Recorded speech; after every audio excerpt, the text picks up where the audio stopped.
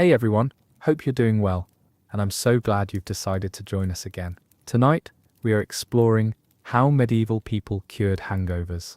So before you get comfortable, please take a moment to like and subscribe if you genuinely enjoy our nighttime stories. Let me know in the comments where in the world you're tuning in from and what time it is for you.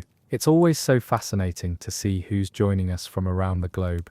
Now it's time to dim the lights and relax as we start our story. In the monasteries of 12th century Europe, the scribes who kept the medical texts would dip their quills into oat gall ink each morning, carefully recording the remedies that had been passed down through generations of healers, physicians, and learned monks who had dedicated their lives to understanding the ailments that plagued the human body. The parchment beneath their hands was prepared from sheepskin that had been soaked in lime water for weeks, scraped clean with curved knives, and stretched tight on wooden frames until it achieved the pale, smooth surface that would hold the dark letters, describing the various cures for what they called the morning sickness that followed nights of celebration. The physicians of the time understood that the consumption of ale, wine, and mead could lead to a condition they termed crapula, a word derived from the Latin meaning excessive drinking, and they approached this malady with the same methodical precision they applied to broken bones,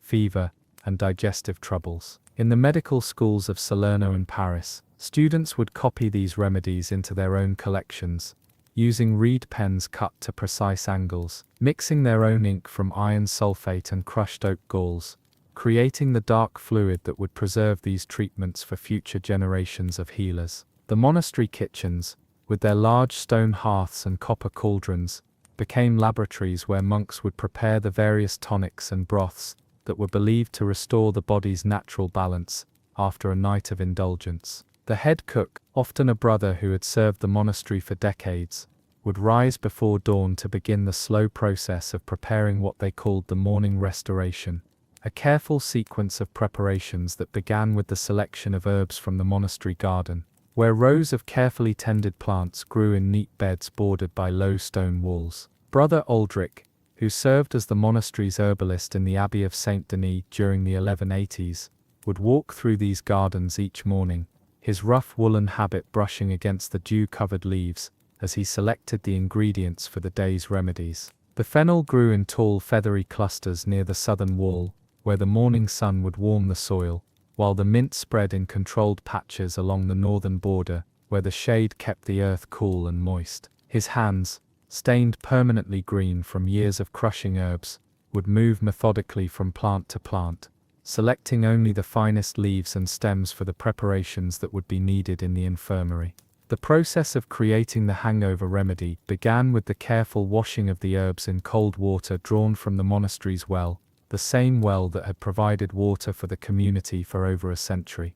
The herbs would be laid out on clean linen cloths to dry, the excess moisture slowly evaporating in the cool morning air of the kitchen. Brother Aldrich would then begin the grinding process, using a marble mortar and pestle that had been carved by stonemasons in the previous century, the bowl worn smooth by countless preparations of medicines and tonics. The fennel seeds, small and oval-shaped with distinct ridges, would be crushed first, releasing their sweet, anise-like aroma into the air of the kitchen. The grinding motion was always performed in a clockwise direction, following the ancient traditions that had been passed down through the medical schools, each rotation of the pestle creating a rhythmic sound that echoed softly against the stone walls. The monks believed that the direction of grinding was crucial to the effectiveness of the remedy, though modern understanding suggests this was likely a matter of tradition rather than medical necessity. After the fennel came the mint leaves, their bright green color darkening as they were crushed, releasing oils that would fill the kitchen with their sharp, refreshing scent. The grinding continued for precisely the time it took to recite 3 Ave Marias, a measurement of time that ensured consistency in the preparation, while allowing the preparer to maintain the proper spiritual focus that was considered essential to the healing process. The crushed herbs would then be mixed with honey that had been collected from the monastery's own beehives, the golden liquid still carrying the faint taste of the wildflowers that grew in the surrounding meadows. The honey itself was a carefully managed resource, collected by Brother Thomas, who had tended the monastery's beehives for over 20 years. The collection process began in the early morning hours when the bees were less active, using smoke from burning dried lavender to calm the insects. The wooden frames, constructed from oak planks and held together with iron nails forged in the monastery's own smithy, would be carefully removed from the hives, each frame heavy with the weight of the honeycomb that the bees had constructed over the course of the summer months. The extraction of honey required a delicate process that began with the careful removal of the thin layer of wax that the bees had used to seal the honeycomb cells. This was accomplished using a knife with a thin, flexible blade that had been heated over the coals of the kitchen fire, the warm metal sliding easily through the wax without damaging the underlying structure. The honeycomb would then be placed in a large wooden bowl, where it would be gently crushed with a wooden paddle, allowing the honey to flow freely from the damaged cells. The honey would be strained through a piece of fine linen cloth, the fabric stretched taut over a wooden frame that had been constructed specifically for this purpose. The straining process could take several hours, as the honey moved slowly through the cloth, leaving behind the pieces of wax and other debris that would otherwise interfere with the purity of the final product. The resulting honey was clear and golden, with a consistency that was neither too thick nor too thin, perfect for mixing with the crushed herbs to create the remedies that would be needed in the infirmary. The physicians of the time believed that the effectiveness of their hangover remedies depended not only on the ingredients used, but also on the precise timing of their preparation and administration. The medical texts of Avicenna and Galen, carefully copied and preserved in the monastery's library, provided detailed instructions for the proper timing of treatments, based on the ancient understanding of the body's natural rhythms and the influence of celestial bodies on human health. According to these texts, the ideal time for preparing hangover remedies was during the hour before sunrise, when the body's natural healing processes were believed to be most active. This meant that Brother Aldrich would often begin his work in the darkness of the early morning, using candles made from beeswax to provide the light necessary for his careful preparations. The candles were made by the monastery's own candle makers, who would dip cotton wicks repeatedly into vats of melted wax, building up the layers slowly until each candle achieved the proper thickness and would burn with a steady smokeless flame. The preparation of the hangover remedy continued with the addition of ginger root, which was obtained through the monastery's trading relationships with merchants who traveled the routes between Europe and the eastern lands where the spice was grown. The ginger arrived in the form of dried roots, hard and fibrous, requiring careful preparation before they could be incorporated into the remedy. The roots would be soaked in warm water for several hours, allowing them to soften sufficiently for grinding, then peeled with a small knife to remove the tough outer skin that would otherwise add unwanted bitterness to the final preparation. The grinding of ginger required a different technique than that used for the herbs, as the fibrous nature of the root could jam the pestle if not handled properly. Brother Aldrich would work the pestle in short, sharp motions, pausing frequently to scrape the sides of the mortar with a small wooden spoon, ensuring that all of the ginger was evenly ground. The process was time-consuming and required patience, as rushing could result in an uneven texture that would affect both the taste and the effectiveness of the remedy. The physicians of the medieval period understood that the body's response to excessive drinking was caused by an imbalance of the four humours: blood, phlegm, yellow bile, and black bile. According to the medical theory of the time, alcohol consumption created an excess of heat and moisture in the body, which needed to be balanced through the administration of cooling and drying remedies. This understanding led to the development of complex preparations that combined multiple ingredients, each chosen for its specific properties and its ability to restore the body's natural balance. The cooling properties of the remedy were provided by ingredients such as rose water, which was prepared by distilling fresh rose petals in a process that required careful attention to temperature and timing.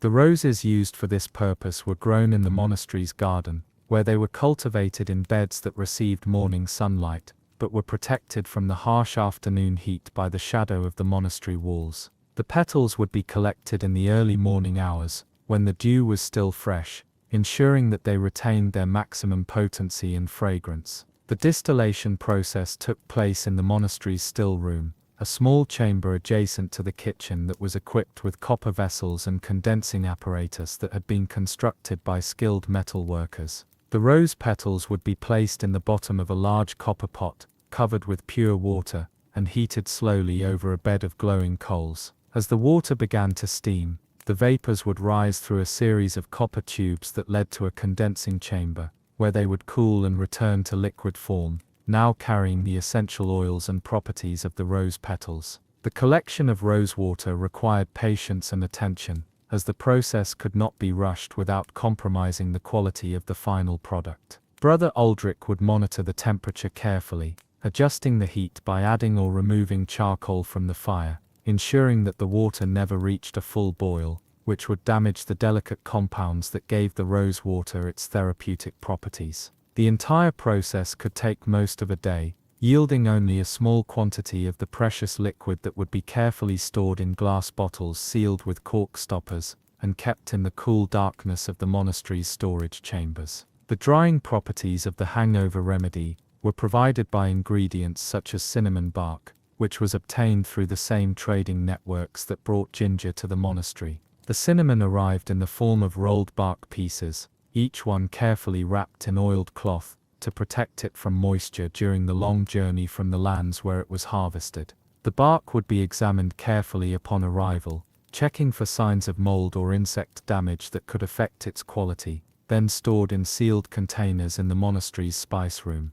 where the cool, dry conditions would preserve its potency. The preparation of cinnamon for use in the remedy required careful grinding to achieve the proper consistency, as the bark was naturally hard and fibrous. The grinding process began with breaking the bark into smaller pieces using a heavy wooden mallet, a tool that had been crafted by the monastery's carpenter from a piece of seasoned oak. The pieces would then be placed in the mortar and ground with the same careful attention to technique that was applied to all of the monastery's medicinal preparations. The physicians of the time also recognized the importance of proper hydration in treating the effects of excessive drinking, and their remedies often included substantial quantities of water or other liquids. The water used in these preparations was drawn from the monastery's well, which had been dug by the community's founders, and was fed by an underground spring that provided a constant supply of clean, cool water.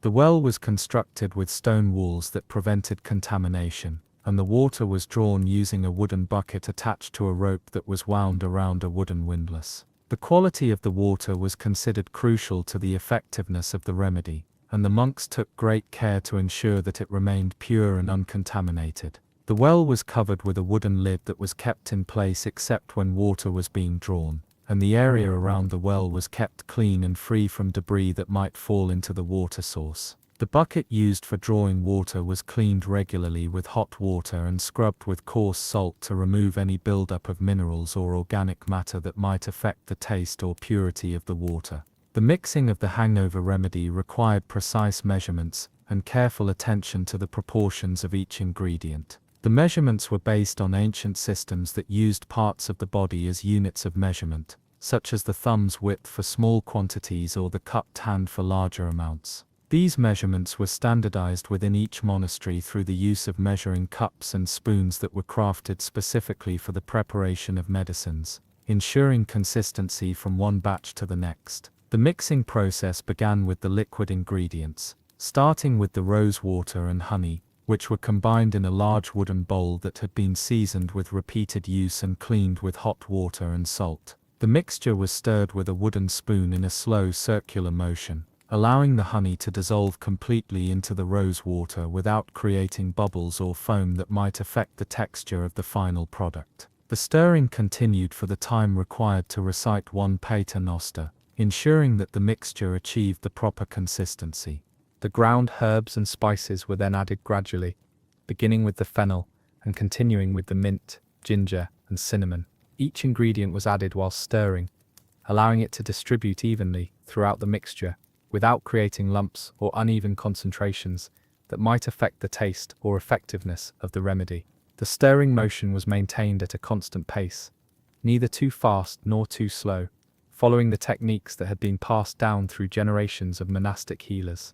The final step in the preparation process was the addition of wine, which was included not only for its medicinal properties, but also to make the remedy more palatable to patients who might otherwise find the taste of the herbs too strong or bitter. The wine used for this purpose was produced by the monastery's own vineyard, which occupied a south-facing slope where the grapevines received optimal sunlight and drainage. The wine was aged in oak barrels that had been constructed by the monastery's cooper, using techniques that had been perfected over centuries of winemaking.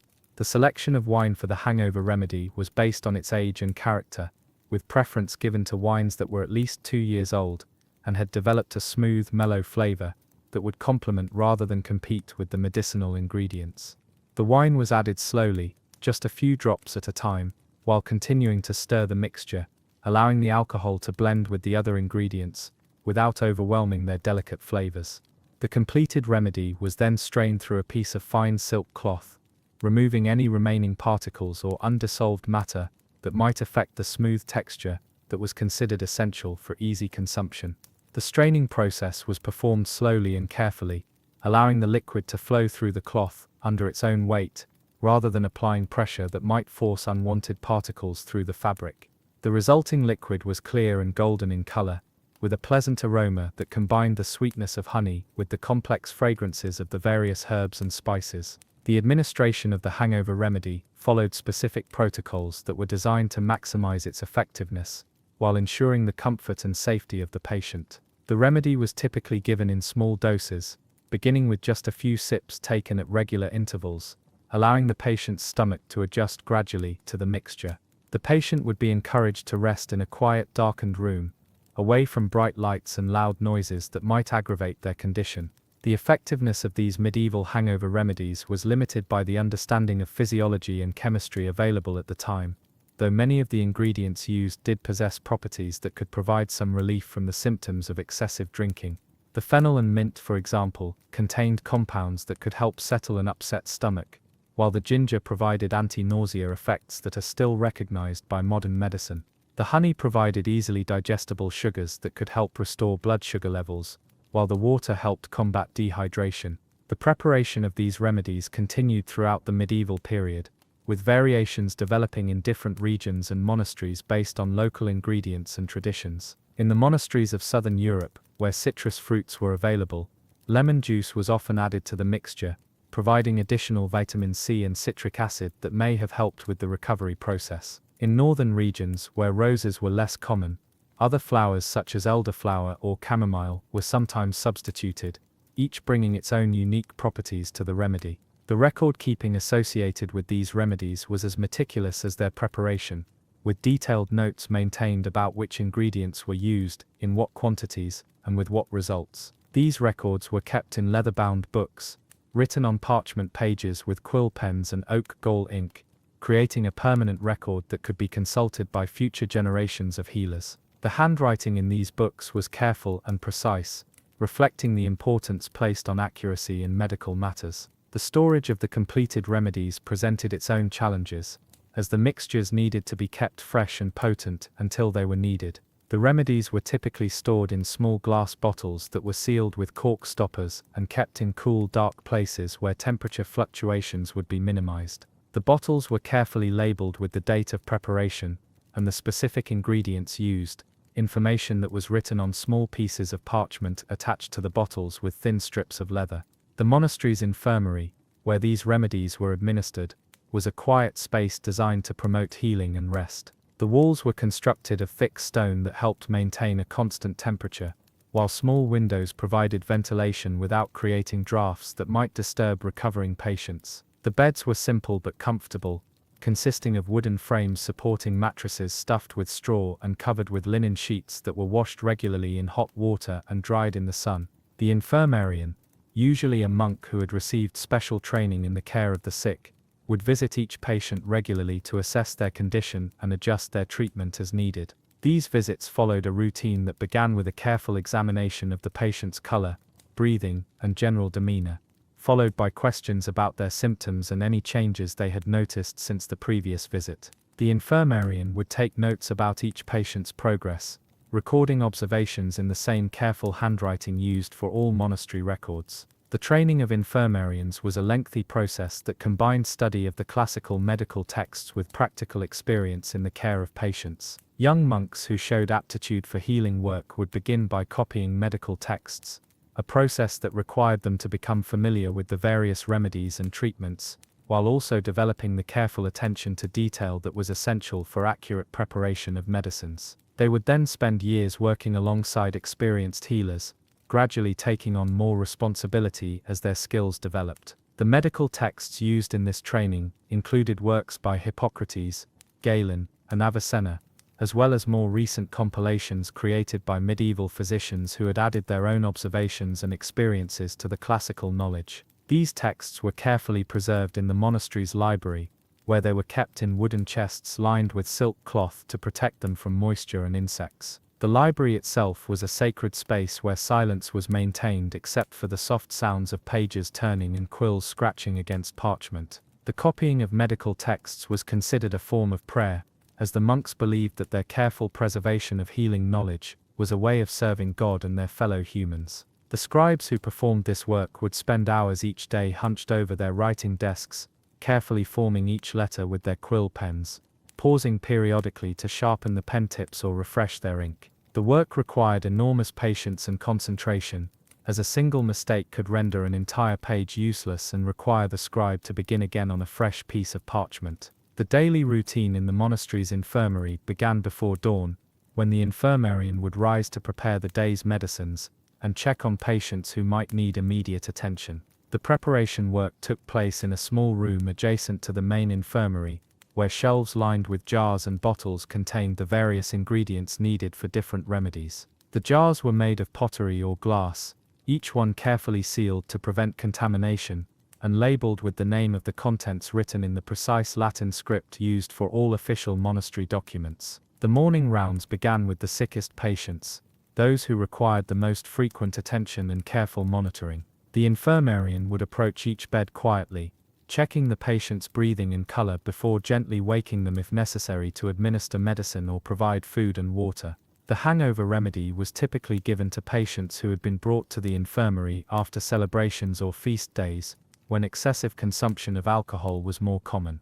The feast days themselves were occasions when the monastery's usual routine of simple meals and moderate consumption was temporarily relaxed, allowing the community to celebrate important religious holidays or commemorate significant events. These celebrations often included special foods and wines that were not part of the regular diet, creating opportunities for overindulgence that would result in patients requiring treatment the following day. The monastery's kitchens would prepare elaborate meals for these occasions, using ingredients that had been saved throughout the year for special celebrations. The preparation for feast days began weeks in advance, with the kitchen staff working to prepare special dishes, and the cellarer organizing the wines and ales that would be served. The wines were selected from the monastery's own cellars, where barrels and bottles were stored in cool, dark conditions that allowed them to age properly. The cellarer, a monk who had been trained in the care and selection of wines, would taste each vintage to ensure its quality and determine which wines would be most appropriate for different parts of the meal. The serving of wine during feast days followed specific protocols that were designed to enhance both the flavor of the wine and the enjoyment of the meal. The wines were served in pottery cups that had been crafted by the monastery's own potters, using clay that had been carefully prepared and fired in kilns that reached precisely controlled temperatures. The cups were glazed with a lead-based coating that gave them a smooth, non-porous surface that would not absorb flavors or odors from previous use. The consequences of overindulgence during these celebrations were predictable, and the infirmary staff would prepare in advance for the influx of patients who would arrive the following morning suffering from the effects of too much wine or ale. Additional quantities of the hangover remedy would be prepared, and extra bedding would be made ready for patients who might need to rest in the infirmary until their symptoms subsided. The infirmarian would also prepare lighter foods that would be easier for sensitive stomachs to digest, such as thin broths made from vegetables and herbs. The broths used for treating hungover patients were prepared using the same careful attention to detail that characterized all of the monastery's medical preparations. The vegetables were selected from the monastery's garden, where they were grown in soil that had been enriched with compost made from kitchen scraps and animal waste. The gardening work was performed by monks who had been assigned to this duty, working according to seasonal schedules that ensured a constant supply of fresh ingredients throughout the year. The preparation of the vegetable broth began with the careful washing and chopping of the vegetables, using knives that had been sharpened on whetstones that were kept in the kitchen for this purpose. The vegetables were then placed in large copper pots with water and slowly heated over fires that were carefully maintained to provide steady, even heat. The cooking process could take several hours, during which the cook would periodically skim foam and impurities from the surface of the broth, ensuring that the final product would be clear and digestible. The serving of the broth to patients followed the same careful protocols used for all medical treatments, with the infirmarian checking the temperature to ensure it was warm but not hot enough to burn sensitive mouths. The broth was served in small wooden bowls that had been carved from single pieces of wood and sanded smooth to prevent splinters. The bowls were cleaned after each use with hot water and scrubbed with coarse salt to remove any residue that might harbor harmful bacteria. The recovery process for patients suffering from hangovers was typically gradual, with symptoms slowly subsiding over the course of several hours or days depending on the severity of the initial overindulgence. The infirmarian would monitor each patient's progress carefully, adjusting the frequency and dosage of the remedy based on their individual response. Some patients would recover quickly and be able to return to their normal duties within a few hours, while others might require several days of rest and careful attention before they were fully restored to health. The documentation of each patient's treatment was maintained in detailed records that included information about the symptoms presented, the remedies administered, and the patient's response to treatment. These records were written in Latin, using the standardized medical terminology of the time, creating a permanent record that could be consulted for future reference. The records were kept in bound volumes that were stored in the infirmary's small library, where they could be easily accessed by the infirmarian or visiting physicians. The cost of maintaining these medical services was significant, requiring the monastery to allocate substantial resources to the purchase of ingredients, the maintenance of equipment, and the training of personnel. The monastery's treasurer, who was responsible for managing the community's finances, would maintain detailed accounts of all expenses related to the infirmary, recording the cost of ingredients, equipment, and supplies in ledgers that were audited regularly by the monastery's leadership. The ingredients used in the hangover remedies were among the more expensive items in the infirmary's budget, particularly the imported spices such as ginger and cinnamon, that had to be purchased from merchants who traveled long distances to obtain them. The monastery would typically purchase these spices in bulk during the summer months when trading was most active, storing them in sealed containers in cool, dry places where they would retain their potency throughout the year. The honey used in the remedies was produced by the monastery's own bees, but maintaining the hives required ongoing investment in equipment and supplies. The wooden frames that held the honeycomb had to be replaced periodically as they became worn or damaged, and the beekeeper needed specialized tools such as smokers and protective clothing. The monastery's carpenter would construct new frames as needed, using wood that had been carefully selected and seasoned to ensure its durability. The glassware used for storing the completed remedies represented another significant expense, as glass was a luxury item that required skilled craftsmen to produce. The monastery would typically purchase glass bottles from glass makers in nearby towns, ordering them in standard sizes and shapes that were suitable for storing different types of medicines. The bottles would be carefully inspected upon delivery to ensure they were free from cracks or other defects that might compromise their effectiveness. The maintenance of the infirmary's equipment and supplies required constant attention, with the infirmarian regularly checking the condition of mortars and pestles, measuring cups, storage containers, and other items used in the preparation of medicines. Worn or damaged equipment would be repaired when possible or replaced when necessary, ensuring that the quality of the remedies would not be compromised by faulty tools or containers. The training of new infirmarians was an ongoing process that required experienced healers to pass on their knowledge to younger monks who would eventually take over their responsibilities. This training process was formalized through the creation of detailed manuals that described the proper procedures for preparing and administering various remedies, including the hangover treatments that were regularly needed after feast days and celebrations. The manuals were written in clear, precise Latin,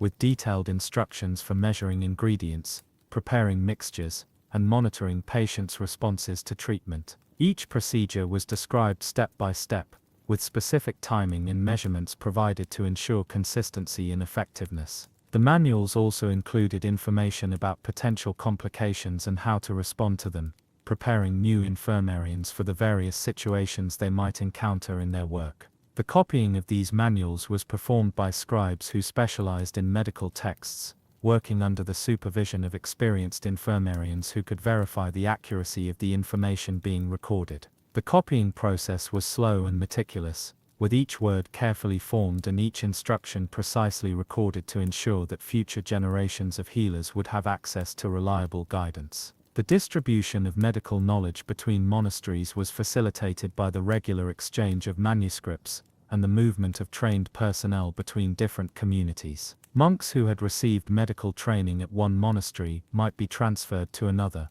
bringing their knowledge and experience with them. Similarly, manuscripts containing medical information were regularly copied and shared between communities, ensuring that innovations and improvements in treatment could be quickly disseminated. The effectiveness of medieval hangover remedies was limited by the scientific understanding of the time, but they did provide some relief for patients, and represented a sincere effort to address a common medical problem.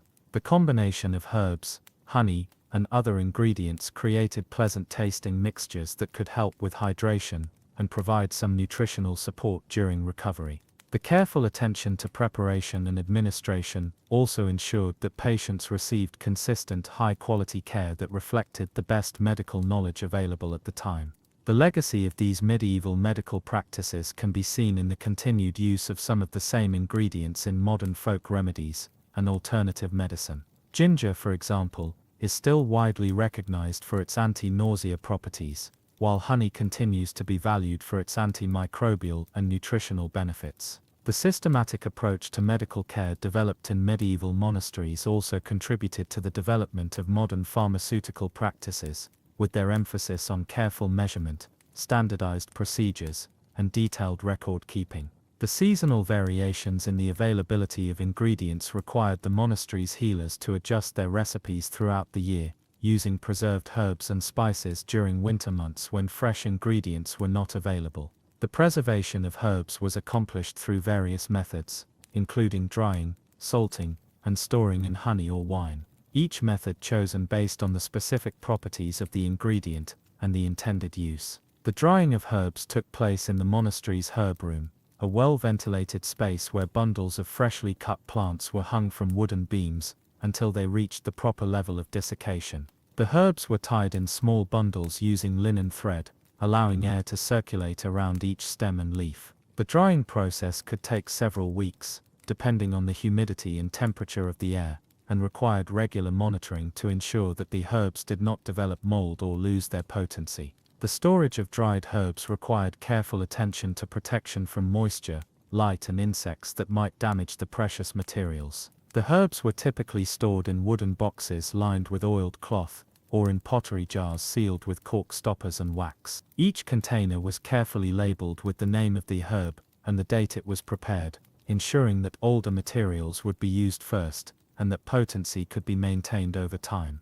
The grinding and mixing of preserved herbs required different techniques than those used for fresh materials, as the dried leaves and stems had different textures and moisture content. The infirmarian would need to adjust the grinding time and technique based on the condition of the herbs, sometimes adding small amounts of water or wine to help achieve the proper consistency. The mixing process also required careful attention to ensure that the preserved herbs were properly integrated with the other ingredients in the remedy. Why you dread dinner invitations in the 1800s.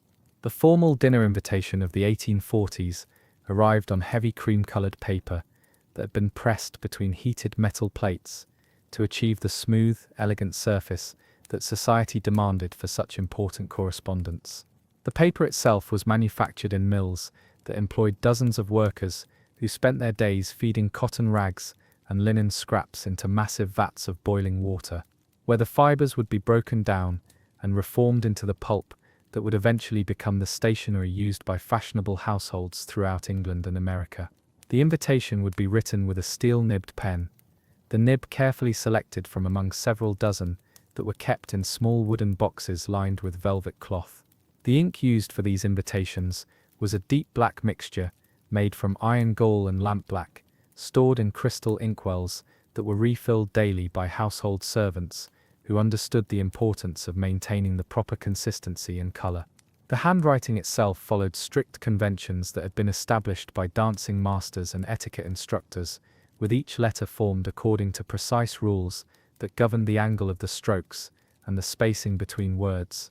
The delivery of these invitations required a complex network of servants and messengers who understood the precise timing and protocol necessary to ensure that each invitation reached its intended recipient at the appropriate moment. The head butler of a fashionable household would typically begin planning the delivery process several days in advance, consulting detailed charts that showed the addresses and social standings of all the intended guests, as well as the most efficient routes for the footmen who would carry the invitations from house to house. The footmen assigned to deliver invitations wore livery that had been specifically designed to reflect the status and taste of their employers, with brass buttons that were polished daily with a mixture of brick dust and oil, and woolen coats that were brushed each morning to remove any trace of lint or dust that might suggest negligence in the household standards. Their shoes were crafted from leather that had been blackened with a mixture of soot and animal fat, then polished to a mirror-like finish that would reflect the gaslights of the fashionable streets where they would walk in the performance of their duties. The process of accepting or declining a dinner invitation followed ritualized procedures that had been codified by decades of social tradition and reinforced by the constant observation and judgment of one's peers. A proper response required the same quality of paper and ink that had been used for the original invitation, with the handwriting executed in the same careful style that demonstrated both education and refinement. The timing of the response was equally important, as replying too quickly might suggest that one had no other social obligations, while delaying too long could be interpreted as discourtesy or indecision. The preparation required for attending such a dinner began days in advance, with careful attention to every detail of dress, deportment, and conversation that would be expected throughout the evening. Ladies would spend hours with their dressmakers, discussing the most appropriate fabrics and styles for the occasion, considering factors such as the season, the time of day, the known preferences of the hostess, and the likely composition of the other guests. The selection of jewelry required similar deliberation, as wearing too much might suggest vulgarity, while wearing too little could be interpreted as disrespect for the occasion or the host. The corsets worn by fashionable ladies in the 1840s were constructed from dozens of pieces of whalebone that had been carefully shaped and sewn into cotton or silk casings, creating garments that could reduce a woman's waist to proportions that were considered aesthetically pleasing, but were often achieved at considerable physical cost. The process of being laced into these corsets required the assistance of a lady's maid, who would pull the laces tight in a specific sequence that had been developed to achieve the maximum reduction in waist size while still allowing the wearer to breathe and move with some degree of comfort. The silk stockings worn with evening dress were knitted by hand using techniques that had been passed down through generations of craftswomen, with each stocking requiring several days of work to complete. The silk thread used for these stockings was imported from regions where silkworms were cultivated specifically for the production of the finest quality fibers, and the dyeing process used to achieve the pale colors that were fashionable required careful attention to temperature and timing to ensure consistent results. The gentleman's evening wear of the period required equally careful preparation, beginning with the selection of appropriate fabrics and the services of a tailor, who understood the subtle distinctions that marked a gentleman of fashion. The tailcoat worn for formal dinners was constructed from wool cloth that had been woven to specific weights and finishes, then cut and sewn according to patterns that had been refined over decades of practice. The fit of the coat was crucial, as even minor imperfections in the cut or tailoring could be noticed and commented upon by other guests. The process of dressing for a formal dinner could take several hours, beginning with the careful arrangement of the gentleman's hair, which required the services of a valet, who had been trained in the use of pomades and oils that would hold the hair in the prescribed style throughout the evening. The necktie, a crucial element of fashionable dress, required special skill to tie properly, with the knot achieving the correct size and shape while maintaining the proper tension that would keep it in place during the meal. The carriage ride to the dinner party was itself a carefully orchestrated performance, with the timing of arrival calculated to demonstrate the proper balance between punctuality and fashionable lateness. Arriving too early might suggest that one was overeager, or had no other social obligations, while arriving too late could be interpreted as discourtesy or disorganization. The carriages used for such occasions were maintained to the highest standards, with the leather upholstery cleaned and conditioned regularly, and the brass fittings polished to a brilliant shine that would reflect the light of the street lamps. The footmen who accompanied the carriage wore livery that coordinated with the interior colors of the vehicle, and their behavior during the journey was regulated by strict protocols that governed everything from the manner in which they assisted passengers to the route they would take through the city streets. The horses pulling the carriage were groomed to perfection, with their coats brushed until they gleamed, and their harnesses cleaned and oiled to ensure that every buckle and strap reflected the care and attention that had been devoted to their preparation. Upon arrival at the host's residence, guests would be received by a butler, who had been trained to recognize the social standing of each visitor, and to provide the appropriate level of attention and ceremony. The butler's role required extensive knowledge of social hierarchies and protocols, as well as the ability to remember the names, titles, and preferences of hundreds of individuals who might attend gatherings throughout the social season. The training for such a position could take years, during which aspiring butlers would learn not only the practical skills required for managing a household, but also the subtle social intelligence needed to navigate the complex relationships among the upper classes. The entrance hall of a fashionable house was designed to create an immediate impression of wealth and taste, with marble floors that had been quarried from specific regions known for the quality of their stone, and wallpaper that had been imported from France or Italy, and installed by craftsmen who specialized in the precise matching of patterns and the seamless joining of strips. The lighting was provided by gas fixtures that had been designed and manufactured by companies that catered specifically to the wealthy, with crystal globes and brass fittings that were cleaned and polished daily by household staff. The process of removing outdoor clothing and preparing for the evening's entertainment required the services of additional servants who were stationed in small rooms adjacent to the entrance hall, where they would assist guests with the removal of cloaks, gloves, and other items that were not appropriate for indoor wear. The ladies' cloaks were typically made from fine wool or silk, lined with materials such as ermine or fox fur, that had been carefully selected and prepared by furriers who understood the subtle distinctions between different qualities of pelts. The gentlemen's overcoats were constructed from heavy wool cloth that had been treated with special processes to make it water-resistant, and they were often lined with silk or other fine materials that would be comfortable against the body, while providing the necessary warmth for travel in open carriages. The removal and storage of these garments required careful attention to prevent wrinkles or damage that might affect their appearance when the guests prepared to depart at the end of the evening. The drawing room where guests would gather before dinner was furnished with pieces that had been selected not only for their comfort and functionality, but also for their ability to demonstrate the host's wealth and aesthetic sensibilities. The sofas and chairs were upholstered in fabrics that had been specially woven or imported from regions known for the quality of their textiles, and the wood used in their construction was chosen from species that were valued for their beauty and durability.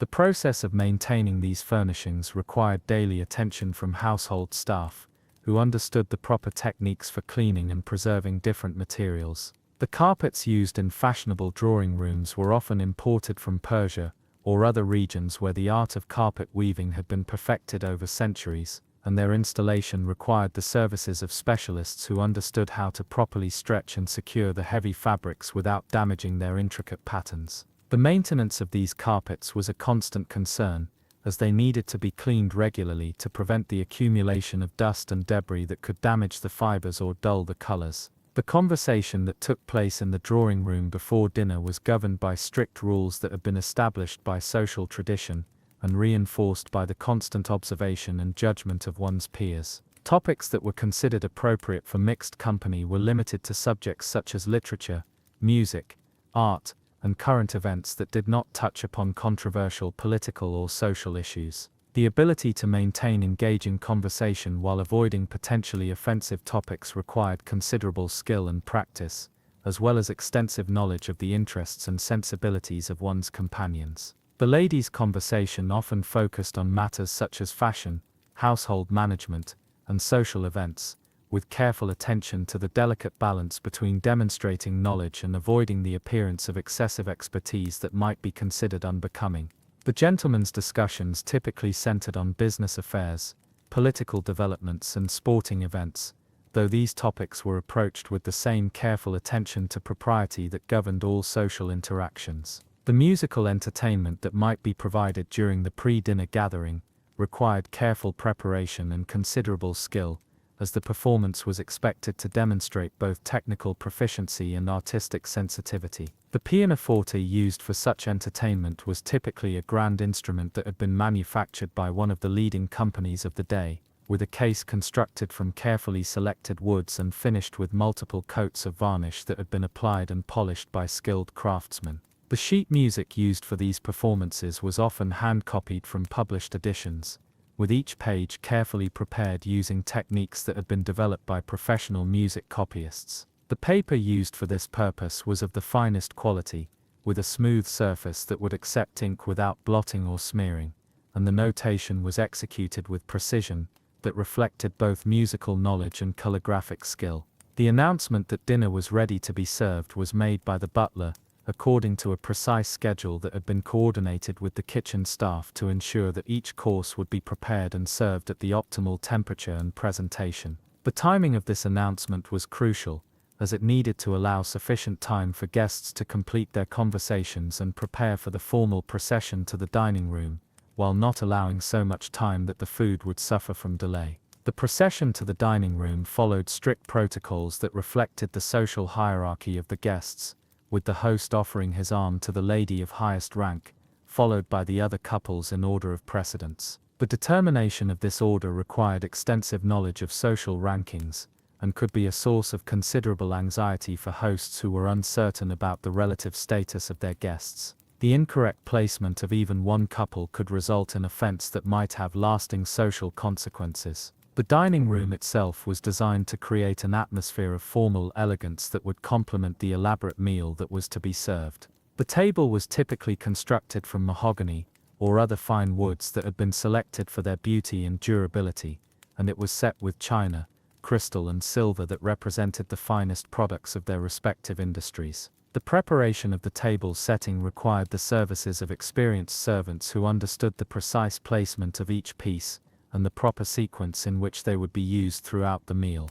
The china used for formal dinners was often commissioned from manufacturers who specialized in creating complete sets for wealthy households, with patterns that were designed specifically for the individual family and could not be purchased by others. The production of such china required months of work by skilled artisans who understood the complex processes involved in creating porcelain that would meet the exacting standards of fashionable society. Each piece was carefully inspected for imperfections that might detract from its appearance or functionality. The crystal glasses used for wine service were manufactured using techniques that had been developed over centuries, with skilled glass blowers creating vessels that combined beauty with functionality. The lead content of the crystal was carefully controlled to achieve the proper clarity and resonance, and each glass was hand-finished to ensure that it met the standards expected by discriminating customers. The cleaning and maintenance of these glasses required special techniques and materials that would preserve their brilliance without causing damage to their delicate surfaces. The silver used for flatware and serving pieces was typically sterling silver that had been crafted by silversmiths who had completed lengthy apprenticeships to master their trade.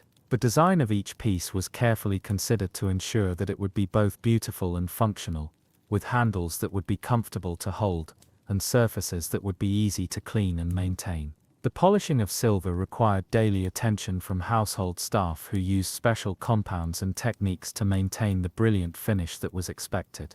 The preparation of the elaborate meals served at these dinners required the coordination of large kitchen staffs who had been trained in the specific techniques and presentations that were expected by fashionable society. The head cook, typically a person of considerable experience and reputation, would begin planning the menu days in advance, considering factors such as the season, the availability of ingredients, the preferences of the host and guests, and the need to create a balanced progression of flavors and textures throughout the meal. The marketing for ingredients required daily trips to specialized suppliers who could provide the quality and variety of products needed for such elaborate entertaining. The meat used for the main courses was typically purchased from butchers who catered specifically to wealthy households, with animals that had been raised and slaughtered according to the highest standards. The selection of each cut required expert knowledge of the different qualities and characteristics that would affect both the flavor and presentation of the finished dishes. The vegetables and fruits used in these meals were often grown in private gardens or purchased from suppliers who specialized in providing the finest quality produce to discriminating customers. The preparation of these ingredients required considerable skill and attention to detail, as the presentation of each dish was considered as important as its flavor. The kitchen staff responsible for this work had typically undergone years of training to develop the techniques needed to create the elaborate garnishes and decorative elements that were expected. The wines served throughout the meal were selected from cellars that had been carefully assembled over many years, with bottles from specific vintages and regions that were known for their quality and character. The storage of these wines required precise control of temperature and humidity, as well as careful attention to the positioning of bottles to ensure that the sediment would settle properly. The service of wine during the meal followed specific protocols that governed the order in which different types would be served and the appropriate glasses for each variety. The sequence of courses served during these formal dinners followed established traditions that had been refined over decades of fashionable entertaining, with each course designed to provide a progression of flavors and textures that would complement the others. The timing of service required careful coordination between the kitchen and dining room staff, as each course needed to be served at precisely the right moment to ensure that it would be at the proper temperature, and that guests would not be kept waiting between courses. The soup course that typically began the meal was prepared using stocks that had been simmered for hours to extract the maximum flavor from bones and vegetables, then clarified using techniques that removed any particles or impurities that might affect the appearance or texture of the finished product. The presentation of soup required special serving pieces and techniques that had been developed specifically for this purpose, with ladles and tureens that were designed to facilitate elegant service while maintaining the proper temperature. The fish course that followed required the services of specialists who understood the complex techniques involved in preparing and presenting fish in ways that would be both visually appealing and properly cooked. The selection of fish was based on seasonal availability and quality, with preference given to varieties that were known for their delicate flavors and firm textures. The preparation often involved elaborate garnishes and sauces that required hours of work to create. The meat courses that formed the centerpiece of these meals were prepared using techniques that had been developed over centuries of fine cooking, with roasting, braising, and other methods that would bring out the best qualities of each cut. The carving of these meats required considerable skill, and was often performed by the host or a senior servant who had been trained in the proper techniques for creating uniform slices that would be both attractive and appropriately sized for individual servings. The vegetable dishes that accompanied the meat courses were prepared with the same attention to quality and presentation that characterized all aspects of these meals, with cooking methods that would preserve both the nutritional value and visual appeal of each ingredient. The seasonal nature of many vegetables required careful planning to ensure that the finest quality produce would be available when needed, and the preparation often involved complex techniques that would enhance both flavor and appearance. The dessert course that concluded these elaborate meals required the services of specialists who had been trained in the complex techniques of pastry making and sugar work that were necessary to create the elaborate confections that were expected. The preparation of these desserts often began days in advance, with components that needed time to set or mature before they could be assembled into the final presentations. The decoration of desserts with spun sugar, marzipan figures, and other ornamental elements required artistic skill in addition to culinary expertise. The service of coffee and liqueurs that followed the dessert course took place in the drawing room, where guests would gather for conversation and perhaps additional entertainment such as music or card games. The preparation of coffee required attention to the quality of the beans, the degree of roasting, and the brewing methods that would produce the strong, flavorful beverage that was preferred by fashionable society. The serving of liqueurs involved an array of specialized glasses and serving pieces that had been designed for this specific purpose. The conversation that took place during this final portion of the evening was often less formal than that which had occurred earlier, though it was still governed by the same attention to propriety and social appropriateness that characterized all interactions among the upper classes. The topics discussed might include reviews of the evening's entertainment, plans for future social events, or discussions of books, art or music that had been recently encountered. The departure of guests at the end of the evening followed the same careful protocols that had governed their arrival, with the timing carefully calculated to avoid the appearance of either rudeness or excessive eagerness to leave. The process of retrieving outdoor clothing and preparing for the journey home required the assistance of the same servants who had helped with arrival, and the coordination of carriages and other transportation needed to be managed with the same attention to detail that had characterized all aspects of the evening.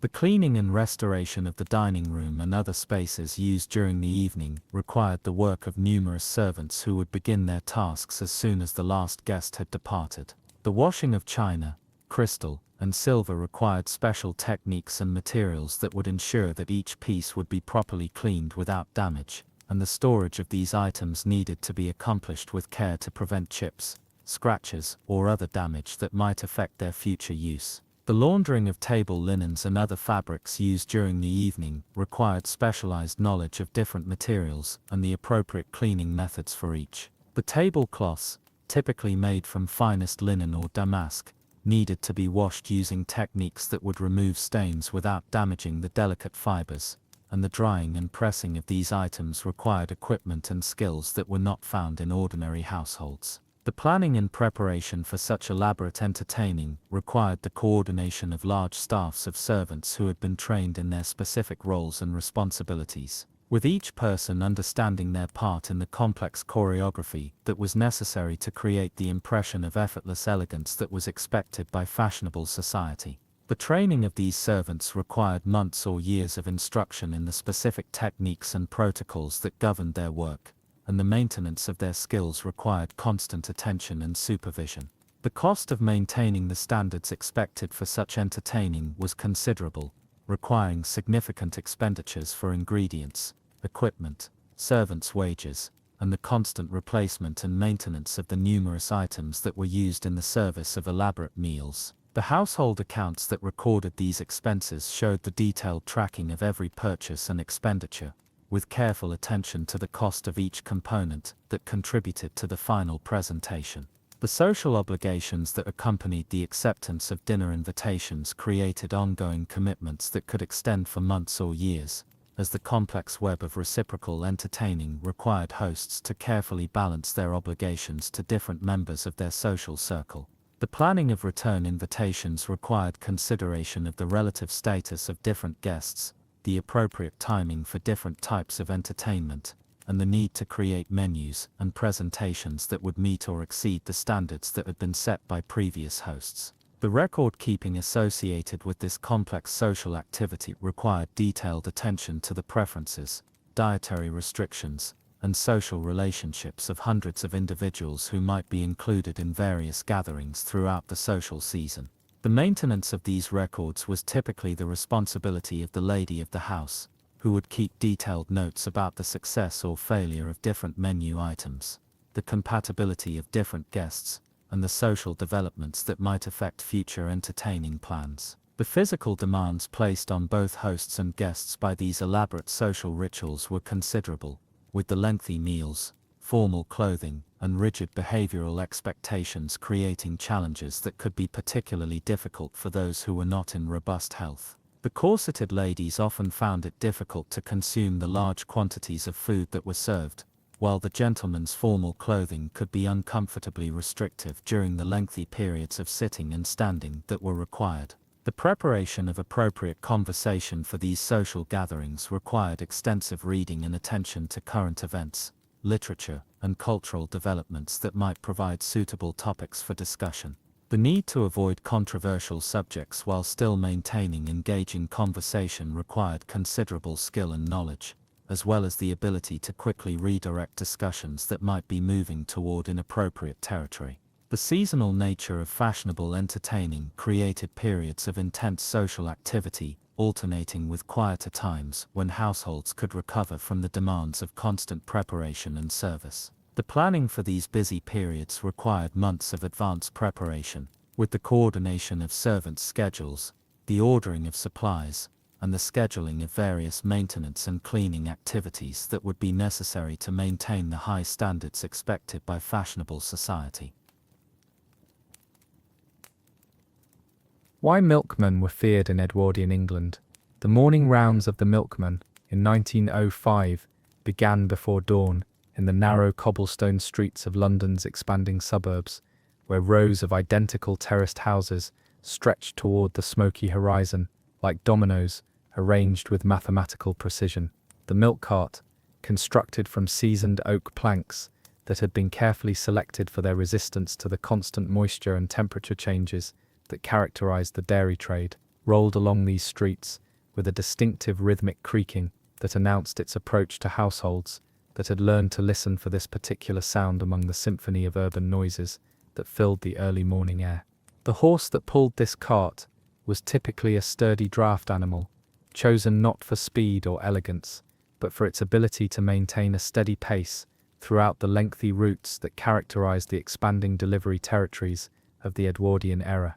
The animal's hooves, shod with iron shoes that had been shaped and fitted by blacksmiths, who specialized in working horses, struck the cobblestones with a regular cadence that created a percussion accompaniment to the squeaking wheels and rattling milk bottles that filled the wooden crates secured to the cart's flatbed platform. Each milk bottle was made from thick glass that had been molded in factories where workers labored in shifts around furnaces that burned continuously, creating the heat necessary to shape the silica and other materials into the sturdy containers that would be needed for the daily distribution of milk throughout the city. The necks of these bottles were designed to accommodate cork stoppers that had been cut from bark harvested in Mediterranean forests, with each cork carefully selected and shaped to create a seal that would prevent contamination, while allowing for easy removal by customers who had learned the proper technique for extracting these stoppers without damaging the bottle neck. The filling of these bottles took place in dairy operations that had evolved from small family businesses into larger commercial enterprises that served hundreds or thousands of customers throughout the metropolitan area. The milk arrived at these facilities in large metal cans that had been transported from farms located in the countryside surrounding London, where herds of cattle grazed in pastures that were gradually being converted to other uses as the city expanded upward into previously rural areas. The processing of this milk began with careful inspection by dairy workers who had been trained to recognize the visual and olfactory characteristics that indicated whether the product met the standards that were expected by urban customers who had become increasingly particular about the quality and freshness of the food products they purchased. The inspection process involved examining the color and consistency of the milk, as well as testing its odor and occasionally its taste, using techniques that had been developed through years of experience in the dairy trade. The filtering of milk was accomplished using cloth strainers that had been constructed from fine linen or cotton fabrics, with the weave tight enough to remove visible particles while allowing the liquid to flow through at a reasonable rate. These strainers were cleaned daily using hot water and soap, then dried in areas where they would not be contaminated by dust or other airborne particles that might affect the purity of subsequent batches of milk. The maintenance of these strainers required constant attention, as any damage to the fabric could allow contaminants to pass through into the finished product. The bottling process was performed by workers who had developed the manual dexterity necessary to fill dozens of bottles per hour, while maintaining the consistent fill levels that customers expected. The bottles were filled using metal measures that had been calibrated to deliver precise quantities, with the milk poured in a steady stream that minimized splashing and the formation of foam that might indicate rough handling. Each filled bottle was immediately fitted with a cork stopper that was pressed firmly into place using tools that had been designed specifically for this purpose. The loading of filled bottles onto delivery carts required careful arrangement to prevent breakage during transport over the uneven surfaces that characterized many of the streets in the expanding urban areas. The bottles were placed in wooden crates that had been constructed with individual compartments for each bottle, with padding materials such as straw or wood shavings used to cushion the glass containers against the shocks and vibrations that would be encountered during the delivery rounds. The routes followed by milkmen were carefully planned to maximize efficiency, while ensuring that each customer would receive their delivery at approximately the same time each morning, creating the predictable routine that allowed households to plan their daily activities around the arrival of fresh milk. The planning of these routes required detailed knowledge of the street layout, including the location of obstacles such as construction projects, road repairs, or other temporary impediments that might affect travel times. The relationship between milkmen and their customers was built on a foundation of trust that had been established through months or years of reliable service, with the milkmen often serving as an informal source of news and gossip that connected individual households to the broader community. This social function was particularly important in the rapidly growing suburban areas where neighbors might not know each other well, and where traditional community structures had not yet been established. The payment for milk delivery was typically handled through a system of accounts that were settled weekly or monthly, with customers receiving written statements that detailed the quantities delivered and the amounts owed. The milkman would collect these payments during his regular rounds, carrying the cash in leather pouches that were secured to his person to prevent loss or theft. The record keeping associated with these transactions required basic literacy and numeracy skills, as well as the ability to manage relationships with customers who might be slow to pay their accounts. The concerns about milk quality that characterized the Edwardian period were rooted in a growing understanding of the connection between contaminated food and illness, particularly in urban areas where overcrowding and poor sanitation created conditions that were conducive to the spread of disease. The milk supply was particularly vulnerable to contamination because of the number of steps involved in its production and distribution, each of which presented opportunities for harmful bacteria or other contaminants to enter the product. The cows that produced the milk were housed in facilities that varied widely in their cleanliness and maintenance, with some dairy operations maintaining high standards of hygiene while others operated under conditions that would be considered unacceptable by modern standards. The milking process itself was performed by hand, using techniques that had been passed down through generations of dairy workers, but which did not always incorporate the sanitary precautions that were beginning to be understood as necessary for preventing contamination. The storage of milk between milking and delivery often took place in conditions that did not provide adequate refrigeration, particularly during the warmer months when bacterial growth was accelerated by higher temperatures. The metal cans used for transport were not always properly cleaned between uses, and the facilities where milk was processed and bottled might not maintain the level of cleanliness that was necessary to prevent the growth of harmful microorganisms. The testing of milk for quality and safety was not standardized during this period, with some dairy operations conducting regular inspections, while others relied on visual and olfactory assessments that might not detect all forms of contamination. The lack of consistent regulatory oversight meant that the quality of milk could vary significantly between different suppliers, creating uncertainty for consumers who had no reliable way to assess the safety of the products they were purchasing. The adulteration of milk was a common practice that involved the addition of water to increase volume, or the inclusion of substances such as chalk or flour, to improve the appearance of milk that had been diluted or had begun to spoil. These practices were motivated by economic considerations, as they allowed dairy operators to increase their profits by selling larger quantities of product, while using the same amount of raw milk. The detection of such adulteration required chemical testing that was not widely available to consumers, leaving them vulnerable to purchasing products that were not only fraudulent, but potentially harmful. The equipment used for testing milk quality was gradually becoming more sophisticated, with instruments such as lactometers that could measure the specific gravity of milk to detect dilution, and chemical reagents that could reveal the presence of certain adulterants. However, these tools were primarily available to commercial dairy operations and regulatory authorities, rather than to individual consumers who continued to rely on their own sensory assessments of the products they purchased. The transportation of milk from rural areas to urban centers created additional opportunities for contamination, as the product might spend hours or days in transit, under conditions that were not always optimal for maintaining freshness and preventing bacterial growth. The metal cans used for this transport were loaded onto railway cars or horse-drawn wagons that were not equipped with refrigeration systems, meaning that the milk was exposed to temperature fluctuations that could accelerate spoilage. The railway systems that transported milk to urban areas operated on schedules that were designed to accommodate the needs of passenger traffic and other cargo, rather than the specific requirements of perishable dairy products. This meant that milk shipments might be delayed for hours while trains waited at switching points or were diverted around track maintenance projects, creating conditions that were not conducive to maintaining product quality. The unloading and redistribution of milk at urban terminals required additional handling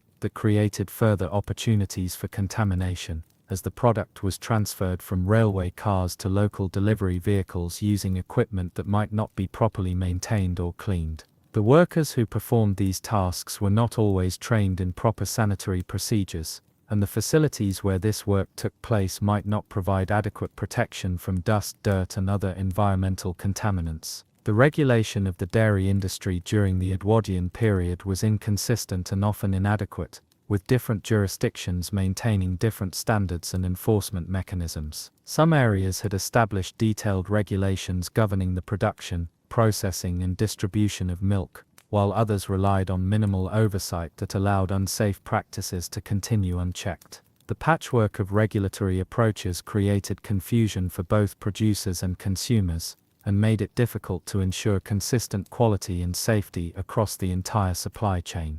The inspection of dairy facilities was typically performed by government officials who had received varying levels of training in the identification of sanitary problems and safety hazards. These inspectors were often overworked and understaffed, making it difficult for them to conduct thorough examinations of all the facilities within their jurisdictions. The frequency of inspections varied widely, with some operations receiving regular scrutiny, while others might go months or years without official oversight. The penalties for violations of dairy regulations were often insufficient to deter unsafe practices, particularly for larger commercial operations that could absorb fines as a cost of doing business. The legal processes involved in prosecuting serious violations were often lengthy and complex, allowing contaminated products to continue reaching consumers while cases worked their way through the court system.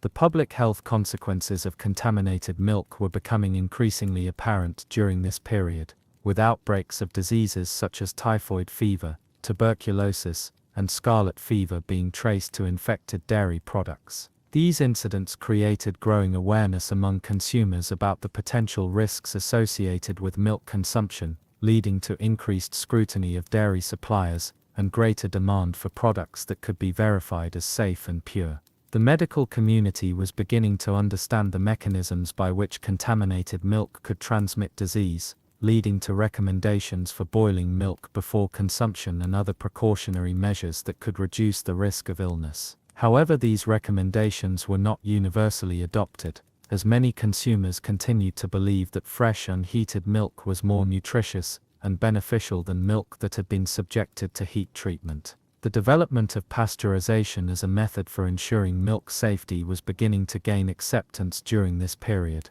though the technology was not yet widely implemented in commercial dairy operations. The pasteurization process involved heating milk to specific temperatures for predetermined periods of time, effectively killing harmful bacteria while preserving the nutritional value and taste that consumers expected. The equipment required for pasteurization was expensive and complex, requiring skilled operators who understood the precise temperature and timing requirements that were necessary for effective treatment. Many smaller dairy operations could not afford to invest in this technology, while larger operations were often reluctant to adopt new processes that might affect their profit margins or create operational complications. The consumer education efforts aimed at promoting safer milk consumption practices were limited by the communication methods available during this period, with information typically disseminated through newspapers, pamphlets, and public lectures that might not reach all segments of the population. The literacy requirements for accessing written information meant that some consumers remained unaware of the potential risks associated with contaminated milk. The scientific understanding of bacterial contamination and food safety was still evolving during the Edwardian period, with researchers continuing to discover new information about the microorganisms that could cause illness and the conditions that promoted their growth and survival. This ongoing research was gradually leading to improved practices in food production and handling, though the implementation of new knowledge often lagged behind its discovery. The seasonal variations in milk quality created additional challenges for consumers and regulators. as the warmer months brought increased risks of bacterial growth and spoilage, while winter conditions presented different problems related to transportation and storage. The dairy industry had to adapt its practices to account for these seasonal differences, often implementing different procedures and quality control measures depending on the time of year. The economic pressures facing dairy operations during this period often conflicted with the investments in equipment and procedures that would have been necessary to ensure optimal safety and quality. The competitive nature of the industry meant that operations that invested heavily in safety measures might find themselves at a disadvantage compared to competitors who maintained lower standards, and could therefore offer lower prices to consumers. The training of dairy workers in proper sanitary procedures was inconsistent and often inadequate, with many employees learning their jobs through informal apprenticeships that might not include comprehensive instruction in safety practices. The high turnover rates that characterized many dairy operations meant that experienced workers who understood proper procedures might be replaced by newcomers who had not received adequate training. The facilities used for milk processing and storage were often inadequate for maintaining the sanitary conditions that were necessary to prevent contamination, with many operations housed in buildings that had not been designed specifically for food handling. The conversion of existing structures for dairy use often resulted in compromises that affected cleanliness and safety, as the original designs might not provide adequate drainage, ventilation, or other features that were important for maintaining sanitary conditions. The cleaning and sanitization of equipment used in milk processing required daily attention and the use of cleaning agents and techniques that were not always properly understood or implemented. The metal surfaces of processing equipment could harbor bacteria in cracks or crevices that were difficult to clean, while wooden components such as those used in older facilities might absorb contaminants that could not be completely removed through conventional cleaning methods. The water used for cleaning equipment and facilities was itself sometimes contaminated, creating a situation where the cleaning process could actually introduce new sources of contamination rather than eliminating existing ones. The quality of municipal water supplies varied widely during this period, with some areas maintaining high standards while others provided water that was not suitable for use in food processing applications. The documentation and record-keeping practices used by dairy operations were often minimal and inconsistent, making it difficult to trace problems back to their sources when contamination incidents occurred. The lack of standardized record-keeping systems meant that important information about processing conditions, ingredient sources, and distribution patterns might not be available when needed for investigating quality problems or safety incidents. The coordination between different levels of government and various regulatory agencies was often poor, creating gaps in oversight and enforcement that allowed unsafe practices to continue. The jurisdictional boundaries between local, regional, and national authorities were not always clear, leading to situations where responsibility for oversight and enforcement might be unclear or disputed.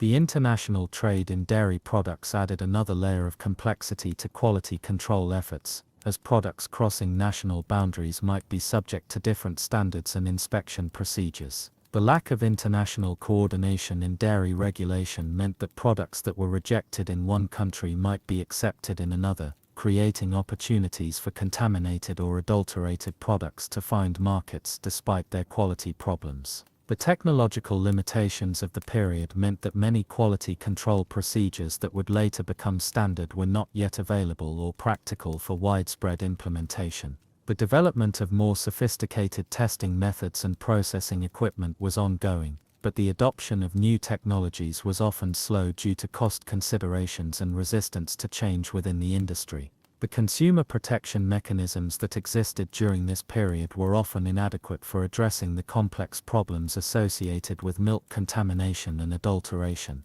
The legal remedies available to consumers who had been harmed by contaminated products were limited, and the burden of proof required to establish liability was often difficult to meet given the scientific and technical knowledge available at the time. The education and training of public health officials who were responsible for overseeing dairy safety was inconsistent and often insufficient for the complex challenges they faced. Many of these officials had received their training in other fields, and had to learn about dairy safety issues through on-the-job experience, which might not provide them with the comprehensive knowledge needed to identify and address all potential problems. The communication between dairy producers and public health officials was often limited, and sometimes adversarial, making it difficult to implement effective safety measures that required cooperation between these groups. The competing economic and public health interests involved in dairy regulation created tensions that could impede efforts to improve safety and quality standards. How 19th century parents announced births.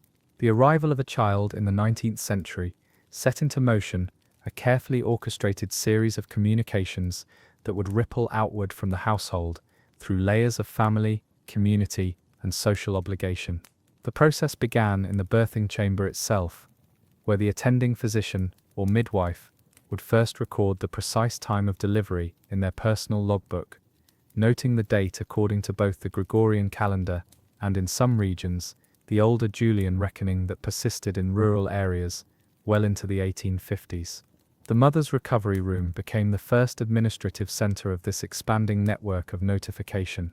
A small writing desk would be positioned near the window to catch the morning light, its surface arranged with the necessary implements, sheets of heavy writing paper, often bearing the family's embossed letterhead, if they possessed sufficient means, bottles of black ink in various stages of thickness, depending on their age and the season's humidity, and an assortment of steel-nibbed pens that required frequent wiping and re-dipping to maintain their flow.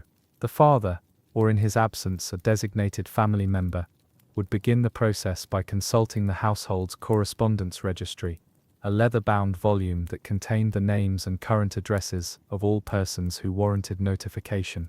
These registries varied considerably in their complexity, from simple alphabetical listings in modest households to elaborate cross-reference systems employed by families of greater social standing, where relatives were categorized by degree of kinship, business associates by their professional proximity, and social acquaintances by their position within the local hierarchy of calls and visits. The first letters composed were invariably those addressed to the most immediate family members, beginning with the maternal and paternal grandparents. These communications followed a prescribed format that had evolved over decades of social custom, opening with a formal salutation that acknowledged the recipient's relationship to the newborn child, followed by the essential particulars of the birth presented in a specific sequence: the date and time of arrival, the child's gender, the condition of both mother and infant, and the proposed Christian name if it had already been decided upon.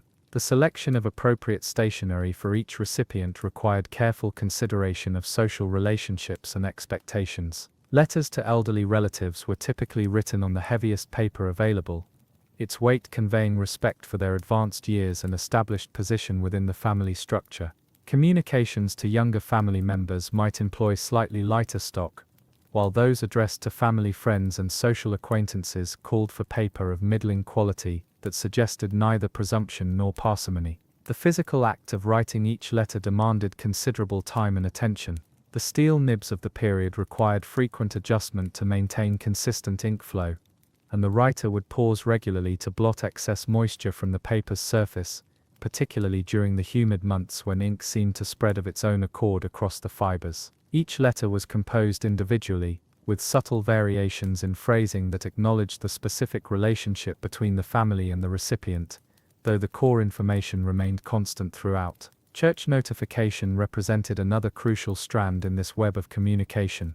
The parish register required formal entry of the birth within a specified period, typically 14 days, though this requirement varied by denomination and geographic region.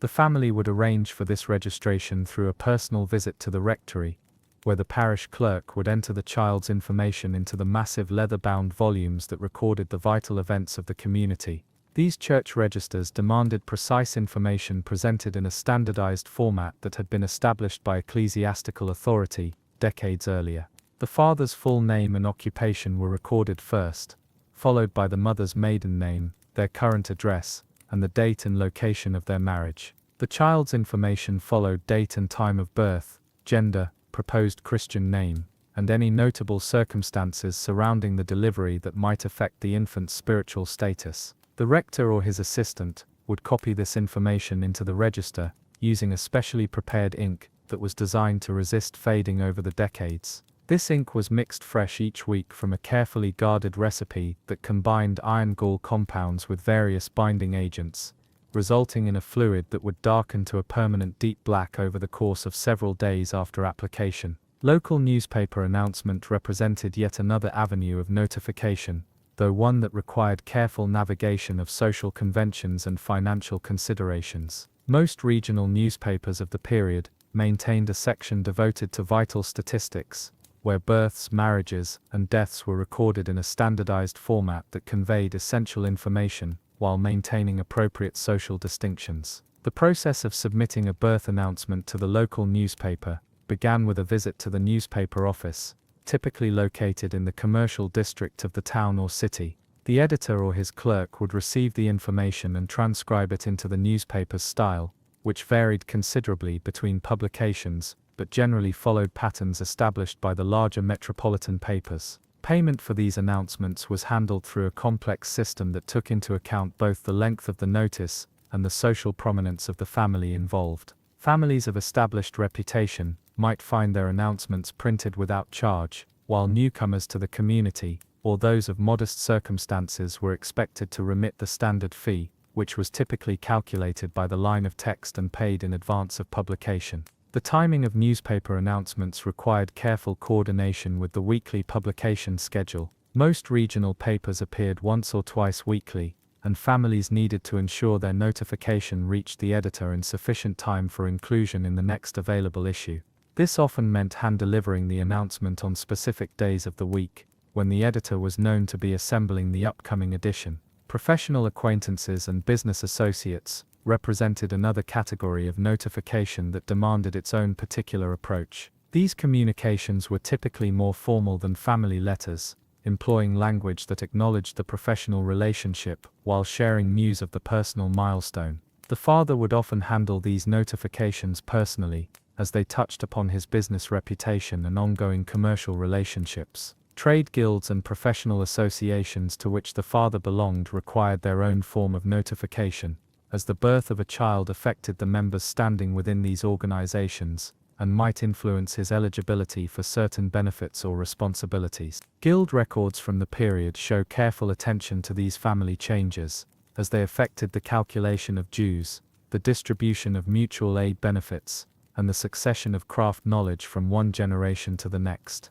The physical production of these numerous notifications created its own logistical challenges within the household. Tables and desks were commandeered for extended periods, their surfaces protected by blotting paper and cloth, to prevent ink stains on the underlying wood. Servants were assigned to maintain the supply of fresh ink, to trim and prepare the pens, and to ensure that sufficient quantities of appropriate stationery remained available throughout the notification period. Sealing and addressing these letters represented another significant undertaking. Each envelope required careful addressing in a hand that could be easily read by postal clerks, using ink that would remain legible throughout the journey to its destination. The family's sealing wax was warmed over a small flame, applied to the envelope's closure, and impressed with the household seal, creating a distinctive mark that identified the letter's origin and ensured its contents remained private during transit. The postal system of the 19th century demanded careful attention to addressing conventions and postage requirements. Letters traveling within the local postal district carried different rates than those destined for distant cities,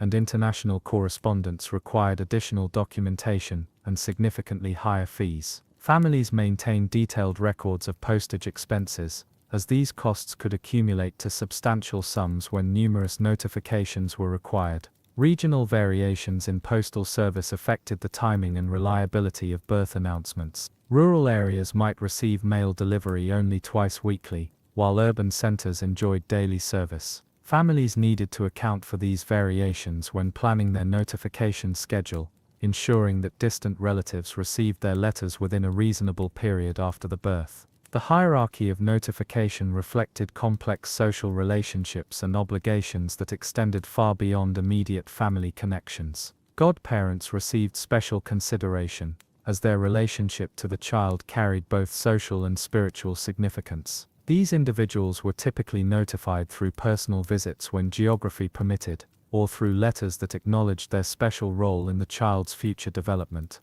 Employers and business partners of the father required notification as a matter of professional courtesy, though the timing of these communications needed careful consideration to avoid appearing to prioritize personal matters over business obligations. Many fathers would arrange these notifications to coincide with natural breaks in the business schedule, such as the end of the working week or during established social hours. The medical professionals involved in the birth maintained their own records and notification systems. Physicians kept detailed case files that recorded not only the medical particulars of each delivery, but also notes about the family's social position, ability to pay fees, and any special circumstances that might affect future care. These records were shared with colleagues through professional networks that operated parallel to the family's own notification efforts. Midwives, particularly in rural areas, maintained informal but extensive communication networks that carried news of births throughout their communities.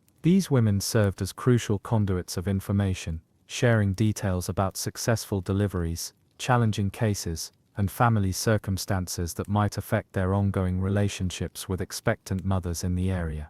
The selection of a child's name often required its own series of consultations and communications. Family tradition demanded consideration of names that honored deceased relatives, or acknowledged the infant's position within the generational sequence. Religious considerations influenced the choice of saints' names or biblical appellations that would reflect the family's spiritual commitments. Regional naming customs added another layer of complexity to this process. Certain areas maintained strong traditions of using particular names for firstborn children, while others emphasized the importance of avoiding names that had been associated with family misfortune.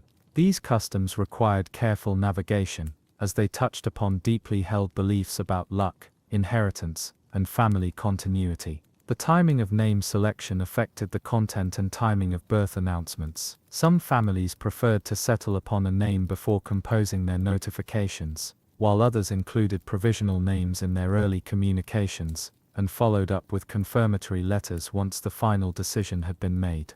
This latter approach required maintaining careful records of which recipients had received which version of the announcement. Baptismal arrangements represented another component of the birth announcement process that required coordination with multiple parties. The selection of a baptismal date needed to account for the availability of the officiating clergy, the schedules of intended godparents, and the mother's recovery from delivery. These arrangements were typically communicated through a second round of correspondence that built upon the initial birth notifications. Church decoration and ceremonial preparation for baptismal services involved additional communications with parish officials, flower arrangers, and musicians who might be called upon to enhance the service. These practical arrangements were often handled by female relatives or family friends, who maintained their own networks of communication separate from but parallel to the father's official notification efforts. The economic implications of birth announcements extended beyond the immediate costs of stationery and postage. Successful notification of a birth often resulted in congratulatory visits that required hospitality preparations,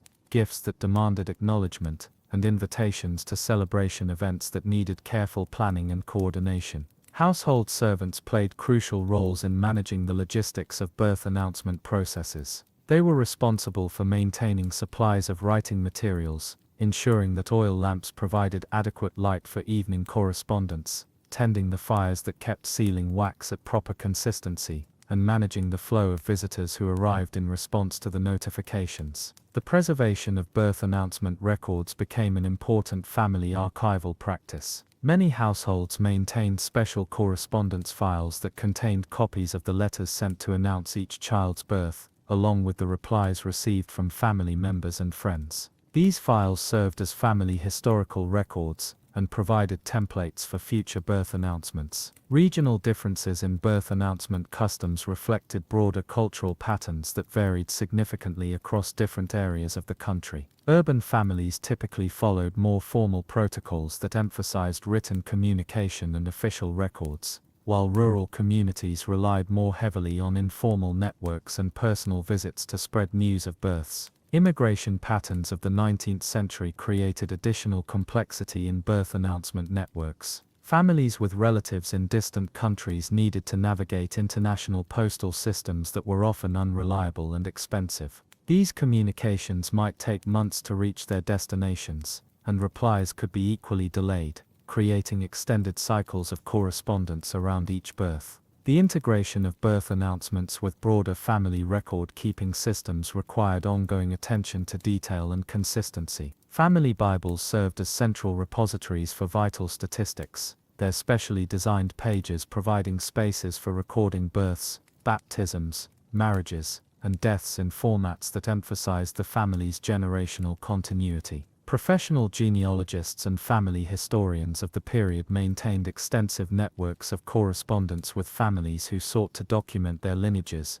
and preserve records of family events. Birth announcements often found their way into these broader documentation efforts, contributing to genealogical records that would be consulted by future generations. The seasonal timing of births affected the practical aspects of announcement processes in various ways. Winter births required special attention to ink consistency, as cold temperatures could cause writing fluid to thicken and flow poorly. Summer births presented challenges with paper preservation, as humidity could cause letters to wrinkle or ink to run before reaching their destinations. Holiday periods created both opportunities and complications for birth announcement timing.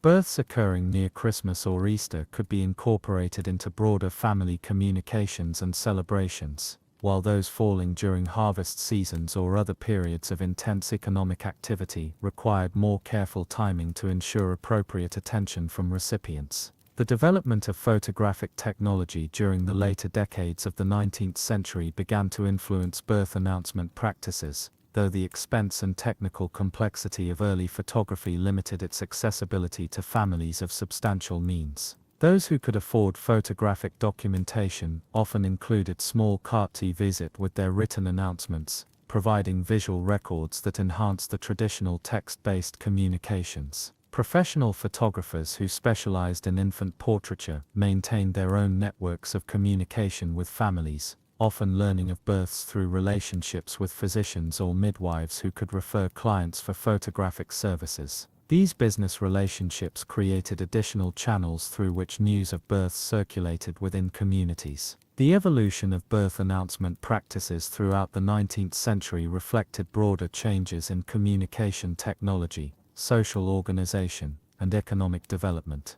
Early decades emphasized personal visits and handwritten correspondence, while later periods saw increasing standardization and the emergence of printed announcement cards that could be filled in with specific details for individual births. Printing technology improvements made professionally designed birth announcement cards more accessible to middle-class families, though the most affluent households continued to prefer individually composed letters that demonstrated personal attention to each recipient. These printed cards required their own selection and customization processes, as families chose from available designs and arranged for personalization with appropriate text and decorative elements. The relationship between birth announcements and broader community social structures remained complex throughout the period. Successful navigation of announcement protocols could enhance a family's social standing, while errors in timing, recipient selection, or communication format might result in social awkwardness or perceived slights that could affect relationships for years to come. Local social leaders and community organizers often served as informal advisors to families navigating their first experiences with birth announcement protocols. These individuals maintained detailed knowledge of local customs and expectations, providing guidance that helped ensure announcements conformed to established social patterns and avoided potential sources of offense or misunderstanding. The documentation of birth announcement practices in personal diaries and family correspondence provides detailed insights into the emotional and logistical challenges faced by 19th century families as they worked to share news of their expanding households. These records reveal the careful attention to detail, the anxiety about social propriety, and the genuine joy that motivated families through the complex processes of notification and celebration that surrounded each new arrival. The preservation methods employed for birth announcement correspondence required specialized knowledge of paper conservation and ink chemistry. Families who wished to maintain permanent records of their notification efforts needed to understand which types of paper would resist yellowing over time, which binding methods would prevent letters from separating at their folds, and which storage conditions would protect their correspondence from moisture, insects and other sources of deterioration. Special wooden boxes lined with cedar or other aromatic woods were often constructed specifically for storing family correspondence. These containers were designed with compartments that could separate letters by year, by family branch, or by type of occasion, allowing for easy retrieval of specific documents when reference became necessary. The construction of these storage boxes required consultation with local woodworkers, who understood the particular requirements of document preservation. The cedar lining served multiple purposes beyond its pleasant fragrance. The natural oils in cedar wood provided protection against insects that might otherwise consume paper fibers, while the wood's low moisture content helped maintain stable humidity levels within the storage container. Some families invested in specially treated papers that had been processed with alum or other chemical compounds designed to extend their longevity and resist the fading effects of exposure to light. Professional bookbinders in larger cities offered specialized services for families who wished to have their birth announcement correspondence bound into permanent volumes. These craftsmen employed techniques developed over centuries of manuscript preservation, using hand-sewn bindings, acid-free papers, and leather covers that had been specially treated to resist cracking and deterioration over extended periods. The organization of bound correspondence volumes followed various systems that reflected different approaches to family record keeping. Some families preferred chronological arrangement, with each volume covering a specific period of years and containing all types of correspondence from that era. Others organized their bound volumes by category, creating separate books for birth announcements, wedding correspondence, and other types of family communications. The indexing of correspondence volumes required careful attention to cross-referencing systems that would allow future generations to locate specific letters without extensive searching.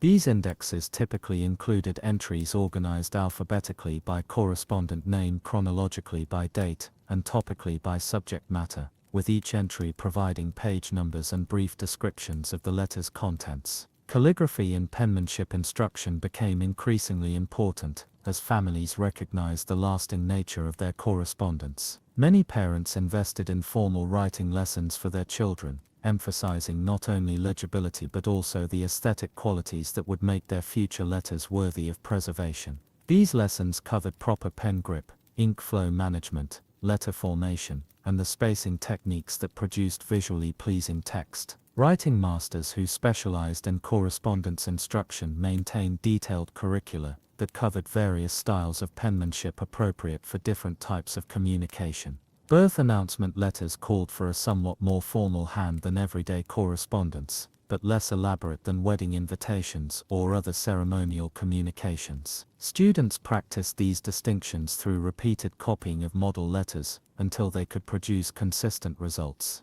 The economics of correspondence instruction varied considerably based on geographic location and social class. Urban families might engage private tutors, who provided individual instruction in the family home, while rural families often relied on traveling writing masters, who moved from town to town, offering short-term intensive courses. Some communities established cooperative arrangements, where several families shared the costs of bringing qualified instructors to their area. Regional variations in correspondence customs created additional complexity for families with relatives scattered across different areas of the country. What constituted appropriate timing for birth announcement in one region might be considered rushed or delayed in another. Similarly, the level of detail expected in announcement letters varied significantly, with some areas favoring brief formal notifications, while others expected extensive descriptions of the birth circumstances and family reactions. These regional differences reflected deeper cultural patterns that had evolved over generations of settlement and cultural exchange.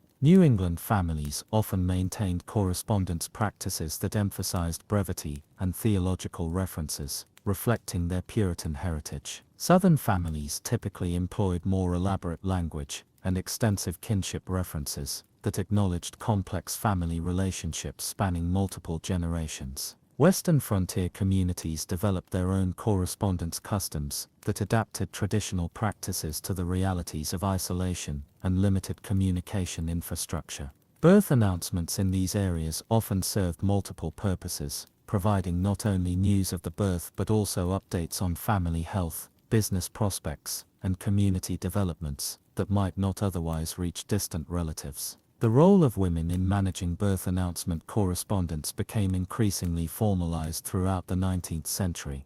While fathers typically handled notifications to business associates and official registrations, mothers and female relatives often assumed responsibility for family and social correspondence. This division of labor reflected broader patterns of gender roles, while acknowledging women's traditional expertise in maintaining family relationships. Women's correspondence networks operated through complex systems of reciprocal obligation and mutual assistance that extended far beyond immediate family connections. Birth announcements activated these networks, triggering responses that might include offers of practical assistance, gifts for the new baby, and invitations to reciprocal social events. Managing these responses required diplomatic skills and careful attention to social hierarchies. The training of young women in correspondence management began early in their education and continued throughout their preparation for marriage and family responsibilities. This instruction covered not only writing techniques, but also the social protocols that governed appropriate responses to different types of correspondence, the timing of acknowledgements, and the level of intimacy appropriate for various relationships. Finishing schools and female academies incorporated extensive correspondence instruction into their curricula, recognizing that graduates would be expected to manage complex family communication networks throughout their adult lives. These institutions maintained extensive collections of model letters that students could study and adapt for their own use, covering situations ranging from routine social correspondence to the delicate communications required during family crises. The physical demands of extensive correspondence created their own challenges for 19th century families.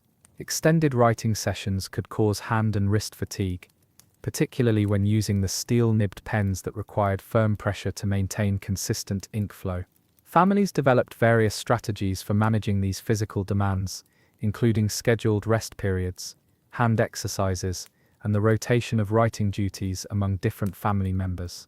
Lighting considerations became particularly important during evening correspondence sessions, when families often found time for writing after completing their daily work obligations. Oil lamps and candles provided inconsistent illumination that could strain the eyes and make precise writing difficult. Some families invested in specialized writing lamps that incorporated reflective surfaces to concentrate light on the writing surface while minimizing shadows and glare. The quality and consistency of ink represented another ongoing challenge in 19th century correspondence. Commercially available inks varied significantly in their color, flow characteristics, and permanence, while homemade inks prepared from traditional recipes could be difficult to mix consistently. Families who engaged in extensive correspondence often experimented with different ink formulations to find combinations that met their specific needs for flow, color, and longevity. Iron gall ink, the standard for important documents, required careful preparation and storage to maintain its writing qualities. The ink was typically mixed in small batches to ensure freshness, as older preparations could become thick and difficult to use. The chemical reaction that gave iron gall ink its permanent dark color continued after application, meaning that letters would gradually darken over the days following their composition. Some families maintained multiple types of ink for different purposes, using everyday formulations for routine correspondence, while reserving premium inks for important communications such as birth announcements. These premium inks often incorporated expensive ingredients such as imported dyes or specialized binding agents that enhanced their appearance and permanence. The storage and organization of writing supplies required dedicated space within the household, often in the form of a writing desk or secretary, that provided secure storage for papers, inks, pens, and other correspondence materials. These pieces of furniture were designed with multiple compartments and drawers that could accommodate the various sizes and types of materials required for different kinds of correspondence. Writing desk maintenance involved regular cleaning and organizing to ensure that materials remained in good condition and easily accessible when needed. Ink stains required immediate attention to prevent permanent damage to wooden surfaces, while pen nibs needed regular cleaning and replacement to maintain their writing quality.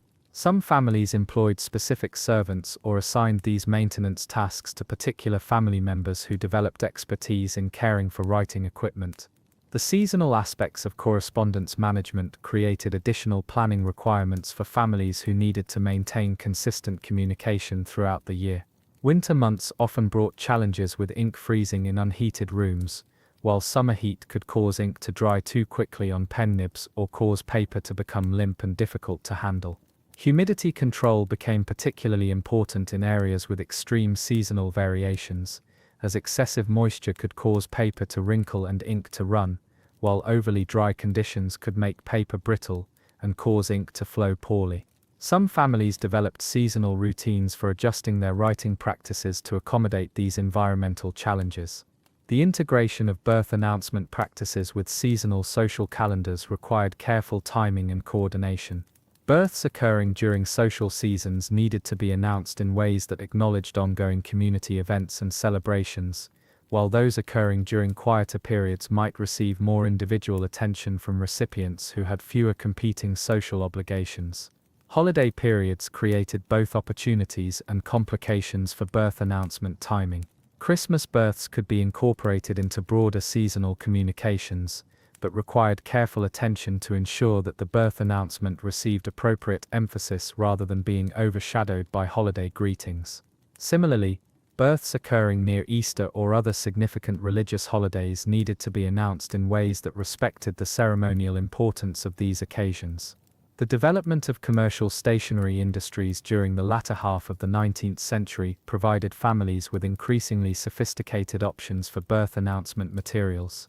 Specialized papers with watermarks, embossed borders, and subtle color variations became available through stationery shops in larger cities, while mail-order catalogs began offering these products to rural customers who previously had access only to basic writing materials.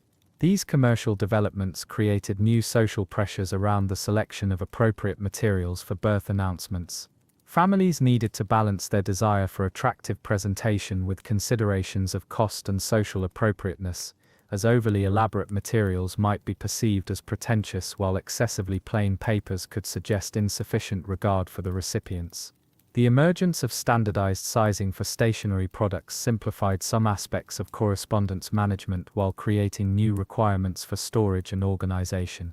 Desk accessories such as letter holders, blotting pads, and envelope organizers were designed to accommodate these standard sizes, making it easier for families to maintain organized writing spaces. Professional stationery advisors in larger cities offered consultation services to help families select appropriate materials for different types of correspondence. These advisors maintained detailed knowledge of current fashion trends, social expectations, and technical considerations that could affect the success of various types of communications. The relationship between birth announcement practices and broader patterns of social mobility became increasingly complex as the 19th century progressed. Successful management of birth announcement protocols could enhance a family's social standing and create opportunities for expanded social connections, while errors or perceived slights could have lasting negative consequences for family relationships and community standing. Social climbing families often invested significant resources in perfecting their birth announcement practices, viewing these communications as opportunities to demonstrate their understanding of proper social forms and their worthiness for inclusion in more elevated social circles. These efforts required careful study of established families' practices and subtle adaptation of their methods to new circumstances. The documentation of successful birth announcement strategies became a form of social capital that could be shared among families seeking to improve their social positions. Women's correspondence networks often included informal mentoring relationships where more experienced mothers provided guidance to newcomers navigating their first experiences with birth announcement protocols. The measurement of success in birth announcement efforts involved complex calculations that went beyond simple response rates to include assessments of response quality, the social standing of respondents, and the long-term effects on family relationships and community position. Families maintained informal scorecards that tracked these various measures and informed adjustments to future announcement strategies. The evolution of transportation systems throughout the 19th century significantly affected birth announcement practices by reducing the time required for mail delivery and expanding the geographic range of feasible correspondence. Railroad networks enabled more frequent and reliable mail service, while steamship lines improved communication with distant relatives and business associates.